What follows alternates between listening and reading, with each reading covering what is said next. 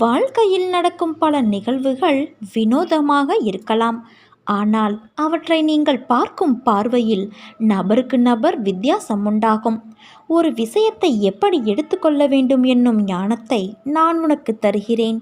நீ ஒரு தவறான புரிதலுக்கு செல்லும்போது கூட நான் ஏதோ ஒரு வடிவத்தில் வந்து உனக்கு வழி காட்டுகிறேன். இப்போது உனக்கு புரிந்திருக்கும், நான் எப்போதும் உன்னோடு இருந்து உனக்கு வழி காட்டிக்கொண்டு இருப்பது. நல்லதே நடக்கும் என் குழந்தையே, நீ தைரியமாக இரு.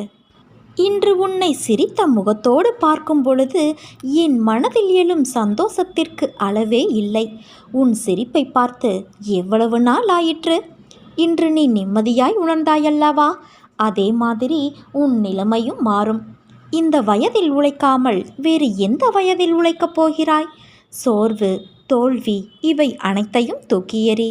உனக்கு கீழே இருப்பவர்கள்